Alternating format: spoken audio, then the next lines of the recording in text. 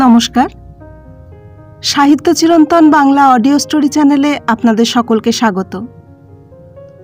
তবে বন্ধুরা, আজ কোনো গল্প নয়, কবিগুরু রবীন্দ্রনাথ ঠাকুরের সূক্ষ্ম রসবোধের নির্বাচিত কিছু ঘটনা নিয়ে সাহিত্য চিরন্তনের আজকের নিবেদন রসিক রবি।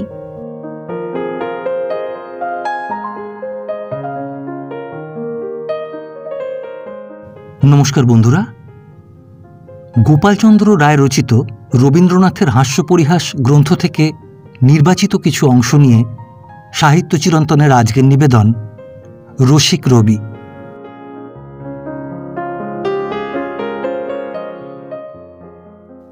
কবি তখন শিলাইদহে পদ্মার উপরে বজরায় বাস করছেন। চরের গায়ে দুটি বজরা পাশাপাশি বাঁধা, একটিতে কবি নিজে, অপরটিতে শান্তিনিকেতনের অধ্যাপক অজিত কুমার চক্রবর্তী। অজিতবাবু পীড়িত হয়ে স্বাস্থ্যোদ্ধারের আশায় এখানে এসেছেন। এই সময় কবির আমন্ত্রণে ঔপন্যাসিক চারুচন্দ্র বন্দ্যোপাধ্যায় একবার শিলাইদহে আসেন। চারুবাবু এলে অজিতবাবুর বজরায় তাঁর থাকার ব্যবস্থা হল। চারুবাবু অজিতবাবুর বজরায় বিছানাপত্র রেখে কবির বজরায় কবিকে প্রণাম করতে গেলেন। উভয় বজরায় যাতায়াতের জন্য এক বজরা থেকে অপর বজরা পর্যন্ত একটা তক্তা পাতা ছিল। চারুবাবু কবিকে প্রণাম করে অজিতবাবুর বজরায় যাবার জন্য উঠলে কবি বললেন, দেখো চারু, তক্তার উপর দিয়ে সাবধানে যেও, মনে রেখো এটা জোড়া সাঁকো নয়, এক সাঁকো।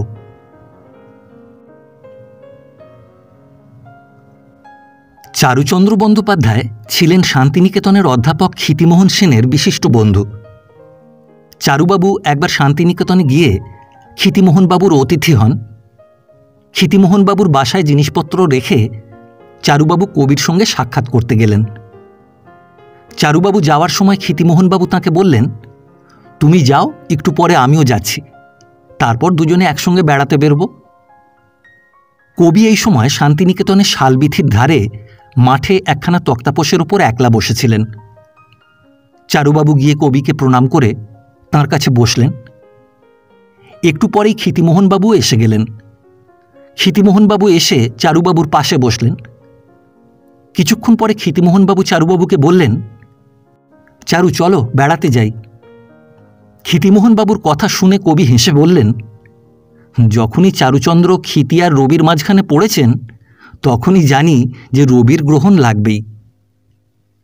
ক্ষিতিমোহনবাবু এবার চারুবাবুর আশা ত্যাগ করে পালাতে পালাতে বলে গেলেন, না না, আমি চারুকে নিয়ে যেতে চাই নে, ও আপনার কাছেই থাক।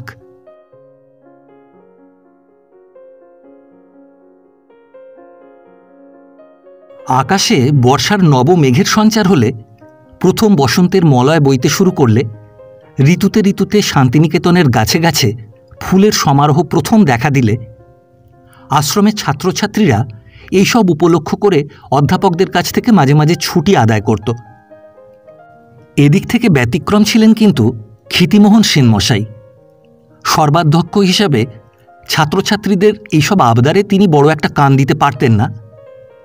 ক্ষিতিমোহনবাবু যে এসব ব্যাপারে খুব কড়া, এ কথা কবিও জানতেন। তাছাড়া ক্ষিতিমোহনবাবু যে অত্যন্ত স্থির প্রকৃতির মানুষ, এও কবি জানতেন। কবির নোবেল প্রাইজ প্রাপ্তির সংবাদ যেদিন শান্তিনিকেতনে এলো, কবি তখন উত্তরায়ণে। এই আনন্দ সংবাদ টেলিগ্রাম যোগে শান্তিনিকেতনে এলে কবির পুত্র শ্রী রথীন্দ্রনাথ ঠাকুর, ক্ষিতিমোহনবাবু, অধ্যাপক নেপাল রায়, এঁরাই আগে পথে পিয়নের কাছে জানতে পারেন। পরে আশ্রমের অধ্যাপক ও ছাত্রছাত্রীরা সকলেই জানতে পারেন। সংবাদ পেয়েই অধ্যাপকবৃন্দ ও ছাত্রছাত্রীরা সকলেই মহানন্দে ছুটলেন কবির কাছে, এমনকি ক্ষিতিমোহনবাবুও।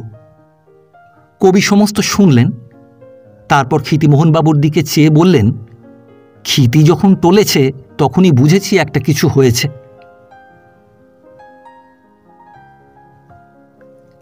একসময় উমাচরণ নামে কবির একজন ভৃত্য ছিল। এই উমাচরণ কাজে যেমন ছিল দক্ষ, তেমনই ছিল আমোদে। কবি এর সঙ্গে মাঝে মাঝে ঠাট্টা তামাশা করতেন। উমাচরণ হঠাৎ মারা গেলে এর পরে যে ভৃত্যটি আসে তার নাম সাধু। সাধু কাজে বেশ পটু হলেও খুব গম্ভীর প্রকৃতির মানুষ ছিল। মনিবের সঙ্গে বড় একটা কথাবার্তা বলতো না, শুধু মেশিনের মতো কাজ করে যেত। ভৃত্য হয়ে এসেছে বলে সে মনিবের সঙ্গে সাহস করে প্রাণ খুলে কথা কইবে না, কবি এটা আদৌ পছন্দ করতেন না। তাই সাধুর কাজে তিনি খুশি হলেও তার গম্ভীর মেজাজ দেখে বড় অস্বস্তি বোধ করতেন। সাধু আসার কয়েকদিন পরে ক্ষিতিমোহন সেন মশাই একদিন কবিকে জিজ্ঞাসা করেন, আপনার এই ভৃত্যটি কীরকম? উত্তরে কবি বলেন, আর বলেন কেন মশাই, ও কি আমার ভৃত্য? যা গম্ভীর, মনে হয় ও আমার গার্জেন। কথা তো শুনতে পাইই না, তবে যখন শুনি গর্জন শুনি।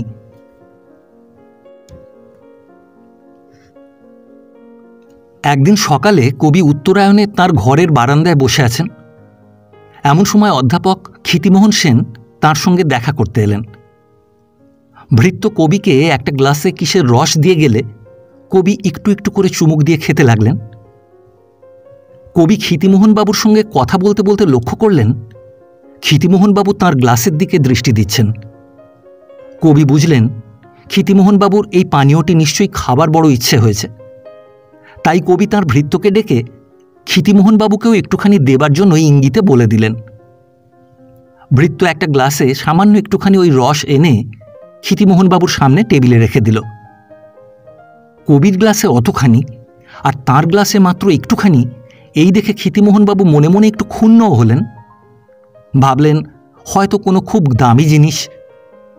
যাই হোক, ভৃত্য গ্লাস রেখে গেলে ক্ষিতিমোহনবাবু তো সমস্তটাই একেবারে গলায় ঢেলে দিলেন। এদিকে ক্ষিতিমোহনবাবু গলায় ঢেলে দিয়ে যান আর কি, আদৌ গলাধ্যকরণ করতে পারেন না। মুখ বিকৃত হয়ে উঠেছে, মহাতীত, নিমপাতার রস যে। ক্ষিতিমোহনবাবুর এই অবস্থা দেখে কবি তখন মৃদু মৃদু হাসছেন।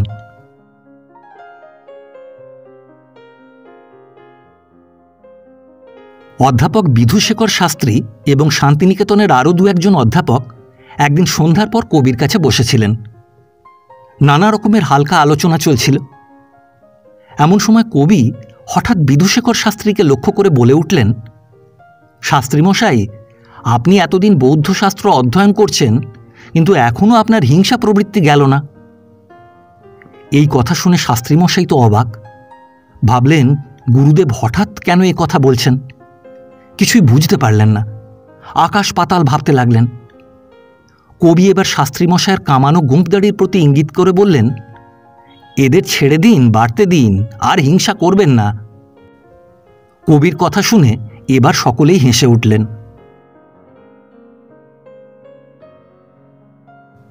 অধ্যাপক নিত্যানন্দ বিনোদ গোস্বামী সেই সবেমাত্র শান্তিনিকেতনে এসে যোগ দিয়েছেন।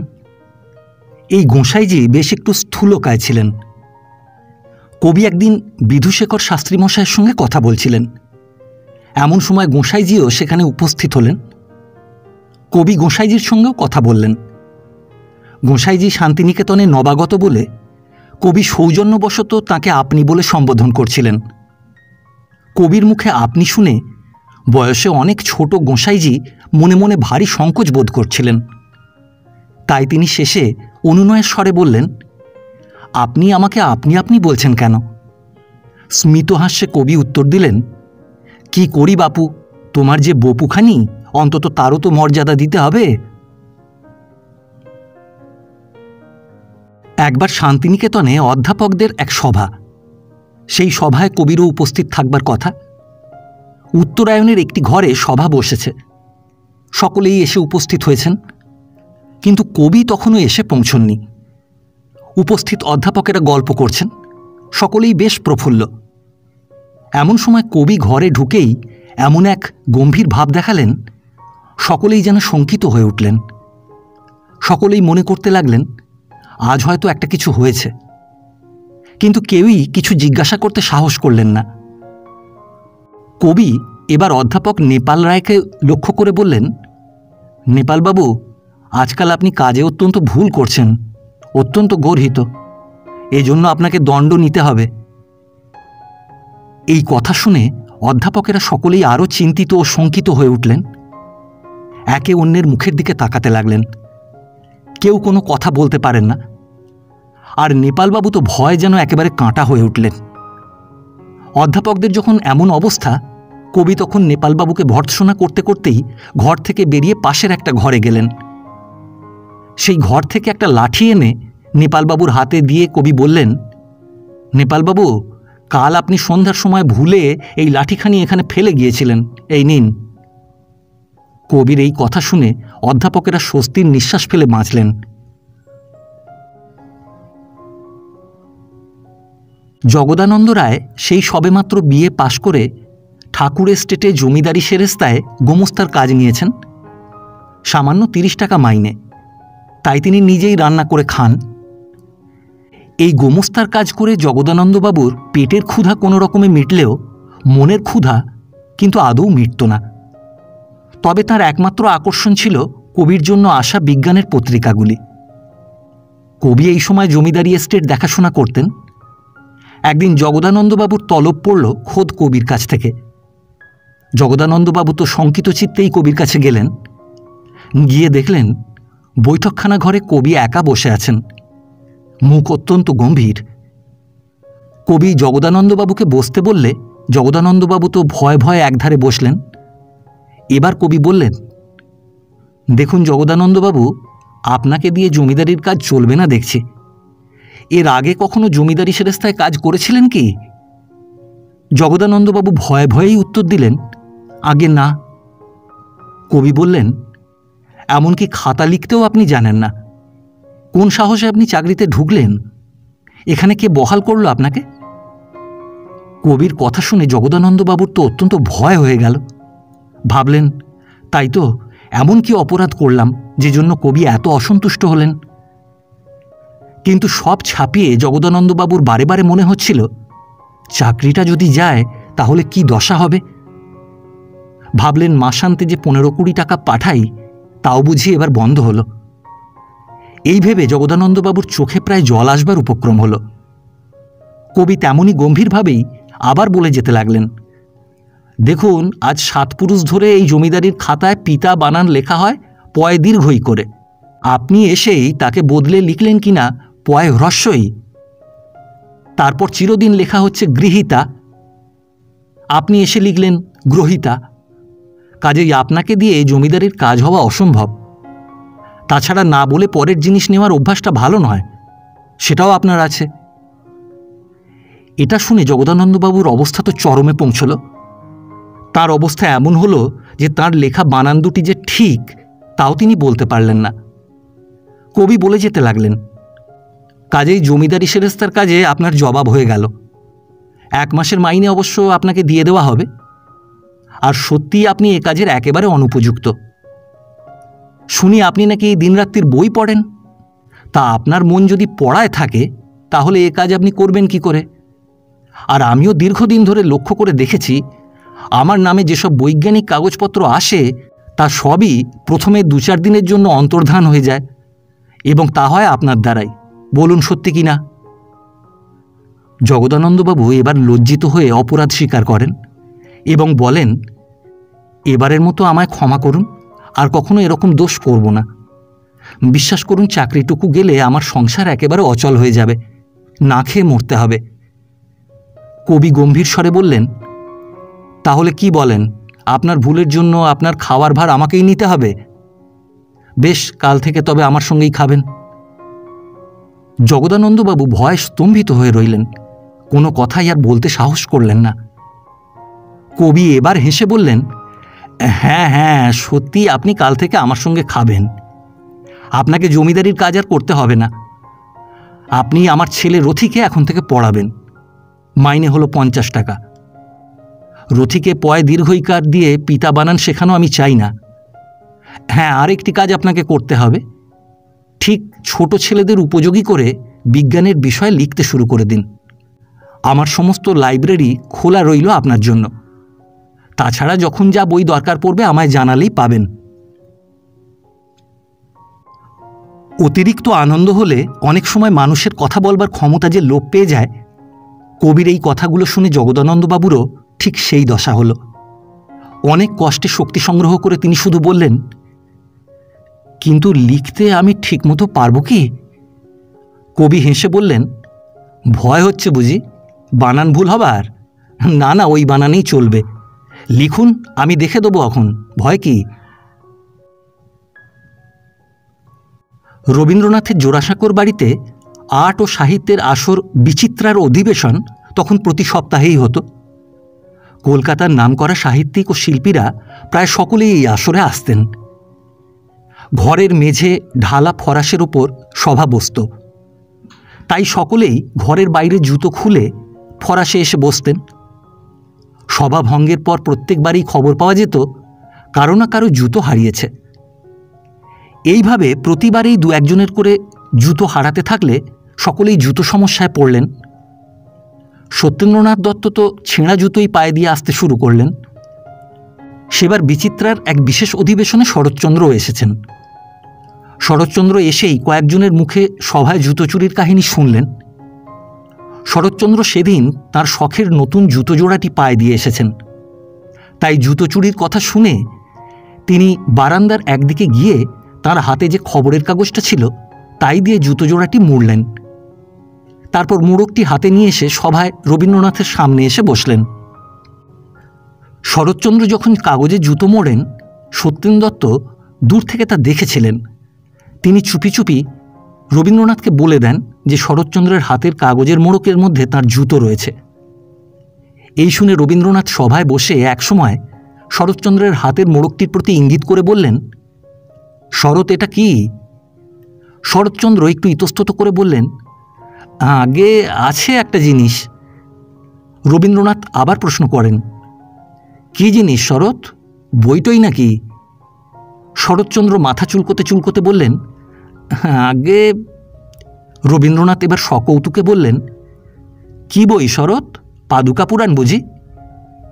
রবীন্দ্রনাথের কথা শুনে শরৎচন্দ্র তো অবাক, অপর সকলে কিন্তু হো হো করে তখন হাসছেন। কয়েকজন সাহিত্যিককে কবি একবার তার বাড়িতে খাওয়ার নিমন্ত্রণ করেছিলেন। নিমন্ত্রণ রক্ষা করতে গিয়ে অতিথিদের মধ্যে একজন তো এখন অত্যন্ত গুরু ভোজন করে বসলেন। ফলে তার দেহ শিথিল এবং চক্ষু বিস্ফারিত হয়ে এলো, আর তার চলবার সামর্থ্য প্রায় হারাবার অবস্থা হলো। ভোজনকক্ষ ত্যাগ করবার সময় তার ভাব দেখে কবি বললেন, কি হে, তোমার এ কি হলো? আহারেন ধনঞ্জয়ের কথা কই শাস্ত্রে তো কোথাও পড়িনি। কবির কথা শুনে সকলেই হো হো করে হেসে উঠলেন। এমনকি সেই গুরু ভোজনকারীও হাসিতে যোগ না দিয়ে থাকতে পারলেন না। কবি 50 বৎসর বয়সে পদার্পণ করলে দেশবাসী তাঁর শুভ শতায়ু প্রার্থনা করে তার প্রতি শ্রদ্ধা নিবেদন করবার জন্য তখন এক মহতী সভার অনুষ্ঠান করেছিলেন।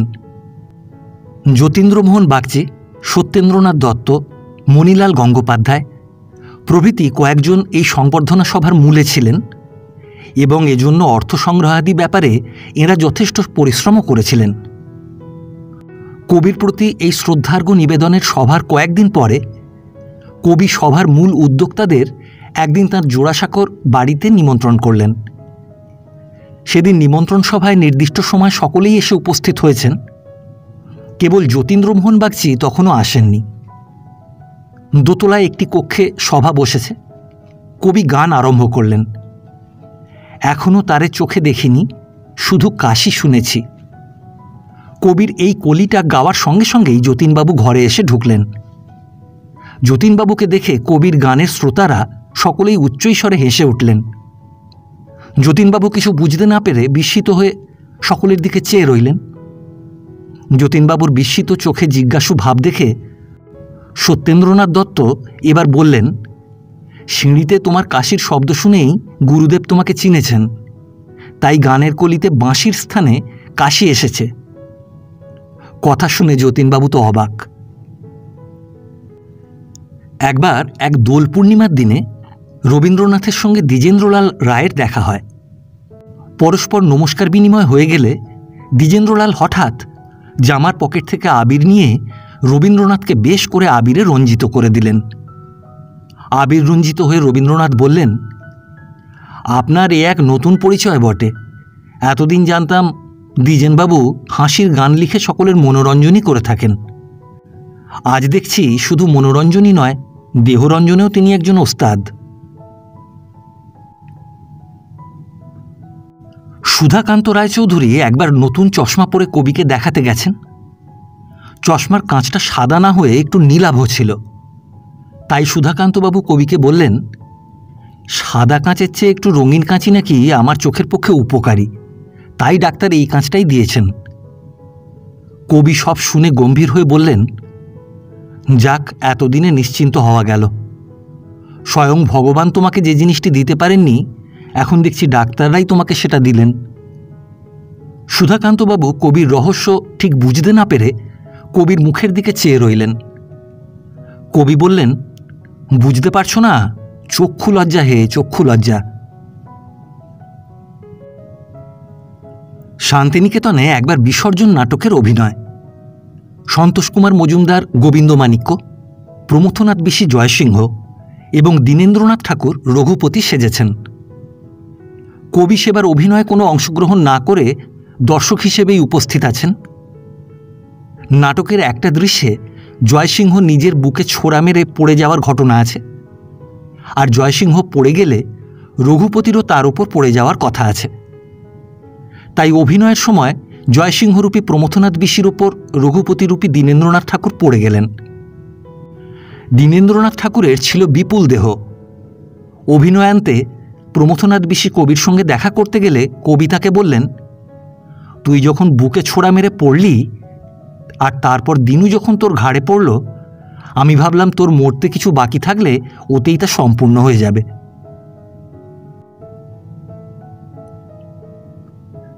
আশ্রমের সেবার একটি নাটকের অভিনয় হবে ঠিক হয়েছে। কবি তখন আশ্রমে দীনেন্দ্রনাথ ঠাকুরের বাড়ির দোতলায় বাস করছেন। ওই বাড়িরই নিচের তলায় অভিনয়ের জন্য রিহার্সাল চলছে। অভিনয় আসন্ন। সেদিন ফুল রিহার্সাল, সকলেই হাজির। কবি নিজে উপস্থিত থেকে রিহার্সাল পরিচালনা করছেন। রিহার্সাল পুরো দমে চলছে। ঘরের মধ্যে কেমন যেন একটা বেশ থমথমে ভাব। কেবল যার যার কথা বলার প্রয়োজন তারাই কথা বলছেন, বাকি সকলে চুপচাপ শুনে যাচ্ছেন। দীনুবাবু একটা দৃশ্যে তার অংশ অভিনয় করছেন। এই অভিনয় অংশে সমস্ত বাড়িঘর ছেড়ে দেওয়ার একটা কথা ছিল, তাই দীনুবাবু কথাগুলো বলে গেলেন। কবি দীনুবাবুর কথা কটা শুনে হঠাৎ বলে উঠলেন, সব না ছেড়ে শুধু দোতলাটা ছাড়লেই চলবে। এইরূপ একটা গাম্ভীর্যপূর্ণ পরিবেশের মধ্যে কবি এই কথা বলা মাত্রই সকলে হো হো করে হেসে উঠলেন। কলকাতা বা অন্য কোনো স্থান থেকে কোনো সাহিত্যিক শান্তিনিকেতনে এলে তাকে নিয়ে একটা করে সাহিত্য সভা করা, এটা যেন তখনকার দিনে শান্তিনিকেতনের ছাত্রদের একটা স্বভাবে দাঁড়িয়ে গিয়েছিল। সেবার সাহিত্যিক সুরেন্দ্রনাথ মৈত্র শান্তিনিকেতনে এসেছেন শুনে ছাত্ররা তাঁকে নিয়ে একটা সাহিত্য সভা করবে স্থির করল। এই স্থির করে তাঁরা সুরেনবাবুর সন্ধানে বেরুল। ছাত্ররা সুরেনবাবুর সন্ধানে বেরিয়ে শুনল যে তিনি তখন কবির কাছে গেছেন। ছাত্ররা সেখানেই গেল, গিয়ে দেখল সুরেনবাবু কবির সঙ্গে কথা কইছেন। ছাত্রের দল কবির সামনে গিয়ে দাঁড়াতেই কবি প্রশ্ন করলেন, কি ব্যাপার? ছাত্ররা তাদের বক্তব্য বলল। ছাত্রদের কথা শুনে সুরেনবাবু সসংকোচে বললেন, আমি কিছুই না, আমি অত্যন্ত নগণ্য সাহিত্যসেবী, আমাকে নিয়ে আবার কেন? সব শুনে কবি গম্ভীর হয়ে বললেন, দেখো, তোমরা এক কাজ করতে পারবে, তোমরা যদি সুরেনের চুলের ঝুঁটি ধরে নিয়ে যেতে পারো তবেই ও যাবে, না হলেও কিছুতেই যাবে না। ছাত্রদের মধ্যে একটি ছেলে খুব মুখ ফোঁড়ছিল, সে তো বলে বসল তাই নিয়ে যাব। সুরেনবাবু এই সময় মাথায় গান্ধী টুপি পরতেন। কবি এবার সুরেনবাবুকে বললেন, সুরেন, তুমি তোমার টুপি খোলো, ওরা তোমার ঝুঁটি ধরে নিয়ে যাক। কবির কথা মতো সুরেনবাবু মাথার টুপি খুললেন। টুপি খুললে দেখা গেল সুরেনবাবুর মাথাময় এক বিরাট টাক, সারা মাথায় এক গাছি চুলের নামমাত্রও নেই। টাক দেখে ছাত্ররা এবার হেসে উঠল। কবি এবং সুরেনবাবুও তখন মৃদু হাসছেন। সেদিন 25শে বৈশাখ, কবির জন্মদিন। কবি কলকাতায় আছেন শুনে কবির কয়েকজন অনুরাগী ভক্ত জোড়াসাঁকোর বাড়িতে কবিকে শ্রদ্ধা জানাতে গেলেন। এদের মধ্যে কবি সুকুমার রায়ও ছিলেন। কবির এই ভক্তরা চলে আসার সময় কবি তাঁদের জন্য জলযোগের ব্যবস্থা করলেন। জলযোগের মধ্যে মিষ্টান্ন ও নানা ফলমূলও ছিল। কবির এই অতিথিদের মধ্যে একমাত্র সুকুমার রায় ফল খেতেন না, তাই তিনি কেবল মিষ্টান্ন খেতে লাগলেন, আর সকলে মিষ্টান্ন এবং ফল দুই খেলেন। কবি সামনে বসে অতিথি সৎকার করছিলেন। সুকুমারবাবু যে ফল খেতেন না, কবি একথা জানতেন। সুকুমারবাবু ফল ছুঁলেন না দেখে কবি তাঁকে বললেন, দেখো সুকুমার, শুনেছিলাম তুমি গীতা পাঠ করেছ, তা দেখছি তোমার গীতা পাঠ সার্থক হয়েছে। কবির কথা শুনে সুকুমারবাবু তো অবাক, অপর সকলেও বিস্মিত হয়ে কবির মুখের দিকে তাকিয়ে রইলেন। একজন কেবল বললেন, কীরকম গুরুদেব? উত্তরে কবি বললেন, তা না হলে এমন মা ফলেষু কদাচন ও শিখল কোথা থেকে? কবির কথা শুনে এবার সকলেই হেসে উঠলেন। কবির আহারের একটা বিশেষত্ব ছিল। আহারের সময় নানা জিনিস সাজিয়ে তাঁর টেবিলে দেওয়া হতো। তিনি এটা থেকে কিছু, ওটা থেকে কিছু করে চামচ দিয়ে তুলে তুলে নিতেন। কোনোটাই 16 আনা খেতেন না। আর আহার ব্যাপারে সাধারণের ন্যায় প্রচলিত রীতিও তিনি মেনে চলতেন না। হয়তো গোড়াতেই পায়েসটা খেয়ে নিলেন, তারপর খেলেন 2-4খানি আলু ভাজা, নয়তো একটু মোচার ঘণ্ট, তারপর হয়তো 2টি দই ভাত। এইভাবে কোনটার পর যে কী খেতে হয় সেসব তিনি মেনে চলতেন না। কবির এই সাধারণের অভ্যাস বিরোধী আহারের কথা উত্থাপন করে বিশ্বভারতীর তৎকালীন অধ্যাপক ও গ্রন্থ সম্পাদক শ্রী নন্দগোপাল সেনগুপ্ত একবার কবিকে বলেছিলেন, আহার ব্যাপারে বিদ্যাসাগর মশায়েরও এইরকম অভ্যাস বিরোধিতা ছিল। আগে দুধ মিষ্টি খেয়ে তারপর তিনি এক এক সময় তেঁতো খেতেন। বিহারীলাল সরকারের বইয়ে এ কথা পড়েছি। কবি এ কথা শুনে কৌতুক করে নন্দগোপালবাবুকে বলেছিলেন, তুমি দেখছি প্রত্নতাত্ত্বিকদের পিসেমশাই, খুঁজে খুঁজে বার করেছ। এ তো জানতাম না। কোনোদিন হয়তো আমার কথাও তুমি আবার লিখে বসবে। তবে তাতে সুবিধে হবে এই যে লোকে বলবে বিদ্যাসাগর আর রবি ঠাকুরের অন্তত একটা বিষয়ে মিল ছিল, খেতে বসলে দুজনেরই বুদ্ধিশুদ্ধি লোপ পেত।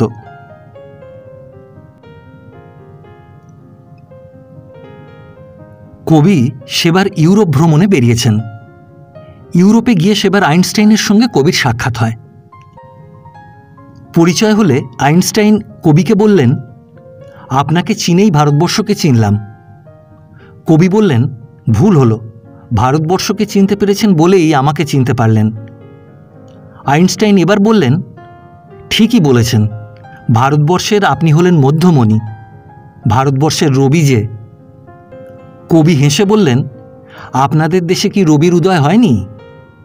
আইনস্টাইনও হেসে বললেন, আমাদের দেশে রবির প্রভাব সবসময় কম, দূরে এবং পাশে হেলে থাকেন কি না। এবার থেকে দূরে নয়, পাশাপাশিই থাকব বলে কবি মৃদু হাসতে লাগলেন। H.P. মরিস নামে একজন অধ্যাপক একসময় শান্তিনিকেতনে কিছুদিন ছিলেন।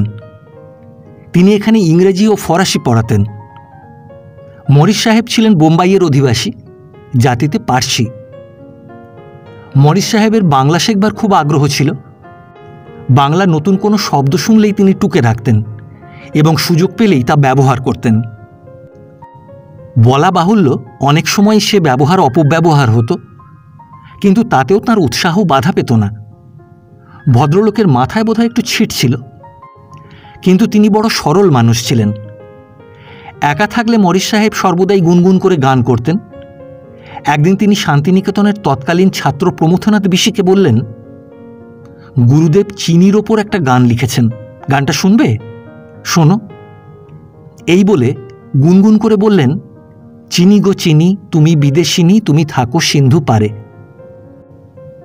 এরপর মরিস সাহেব গানটির ব্যাখ্যা করে বললেন, যখন বিলাতি চিনি সমুদ্র পার থেকে আসতো এ গান তখন লেখা, গানটি বড় মিষ্টি। শুনে প্রমথবাবু বললেন, চিনির গান মিষ্টি তো হবেই, কিন্তু এ ব্যাখ্যা আপনি পেলেন কোথায়? উত্তরে মরিস সাহেব বললেন, কেন, গুরুদেব আমাকে বলে দিয়েছেন।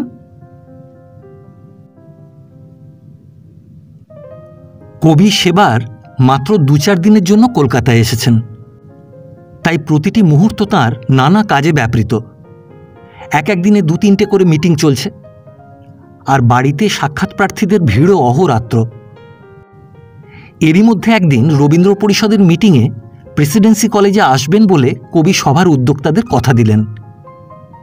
সভার দিন কবিকে সভায় আনবার জন্য উদ্যোক্তাদের নির্দেশ মতো মৈত্রেয়ী দেবী গাড়ি নিয়ে গেলেন। মৈত্রেয়ী দেবী জোড়াসাঁকোয় কবির বাড়িতে গিয়ে দেখেন কবি তখন 3 তলার ঘরে কয়েকজন গণ্যমান্য ভদ্রলোক পরিবৃত হয়ে একটা বড় টেবিলের সামনে বসে আছেন। মৈত্রেয়ী দেবী একপাশে গিয়ে দাঁড়ালেন। মৈত্রেয়ী দেবীকে দেখে কবি বলে উঠলেন, কি গো, এই অসময়? আমি যে এই এখনই এদের সঙ্গে বেরোচ্ছি, একটি জরুরি মিটিং আছে। ওহো, আজ বুঝি রবীন্দ্র পরিষদে যাব বলেছিলাম, কিন্তু সে তো হলো না। কি করি বলো, এদের এখানে তো যেতেই হয়, এরা কত আগে থেকে এসে বসে আছেন। উপস্থিত ব্যক্তিরা কোনো কথা বললেন না, তারা অবশ্য চুপ করেই রইলেন। কবির কথা শুনে মৈত্রেয়ী দেবী তো মহা মুশকিলে পড়ে গেলেন। তিনি যে সভাস্থল থেকে এসেছেন সেখানে বিরাট জনতা কবির জন্য কিভাবে অপেক্ষা করে আছে তার চেহারা তাঁর মনে পড়ল। আর কবির এই মত পরিবর্তনের ফলে সভার উদ্যোক্তারা ও অপেক্ষমান জনতা কবিকে যে কিরূপ ভ্রুকুটি কটূক্তি করবে তা ভেবেও মৈত্রেয়ী দেবীর যেন হৃৎকম্প উপস্থিত হল। মৈত্রেয়ী দেবী কবিকে কোনো কথা বলতে না পেরে বিমর্ষ হয়ে শুধু ভাবতে লাগলেন। এমন সময় কবি হেসে উঠে বললেন, আরে না না, দেখছো না কীরকম সেজেগুজে বসে আছি, তোমরা নিতে আসবে বলেই তো, খালি মালাচন্দনটা বাকি। কবির এই কথা শুনে মৈত্রেয়ী দেবী যেন স্বস্তির নিঃশ্বাস ফেলে বাঁচলেন এবং সঙ্গে সঙ্গে হেসেও উঠলেন। মংপুতে মৈত্রেয়ী দেবীর বাড়িতে থাকার সময় কবি একদিন মৈত্রেয়ী দেবীকে বললেন, চলো এইবার স্থির হয়ে বসবে, তোমার ছবি আঁকব। অবশ্য আশাও করো না যে সে ছবি তোমার মতো হবে, কিংবা আশঙ্কা। একটা গল্প শুনেছিলাম, একজন খুব বিশ্রী দেখতে লোক এক বড় আর্টিস্টকে দিয়ে অনেক খরচ করে ছবি আঁকান। পরে ছবি আনতে গিয়ে সে চেহারা দেখে চোটে অস্থির, বলে, এও কি একটা ছবি? তুমি যত বড় আর্টিস্টই হও, I must say it is a very bad work of art. Artist বললে, তা কি করব, you must admit that you are a bad work of nature. দেখো, আমি কখনোই এ কথা তোমাকে বলবো না, কিছুতেই না, সত্য হলেও না, মনে হলেও চেপে যাব।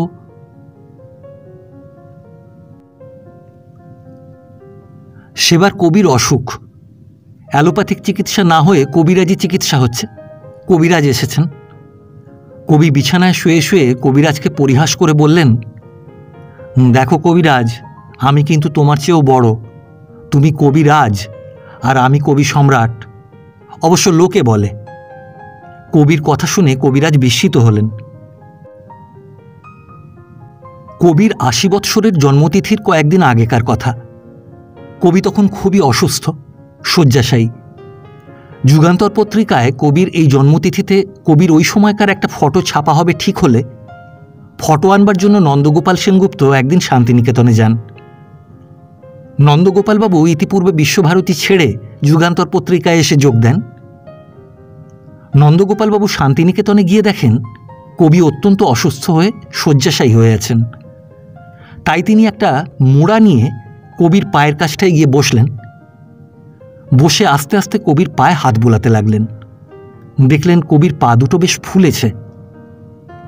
কবির পায়ের ফোলা যে নন্দগোপালবাবু টের পেয়েছেন, কবি তা বুঝলেন। তাই তিনি হেসে বললেন, মরণ চরণে শরণ নিয়েছে, আর ওকে বিমুখ করব না হে।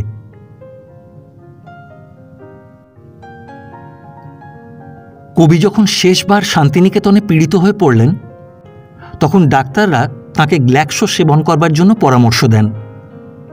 কবি এতে অত্যন্ত কৌতুক বোধ করে রোগশয্যায় শুয়েই পরিহাস করে বলতেন, আজ থেকে আমি গ্ল্যাক্সো খোকা।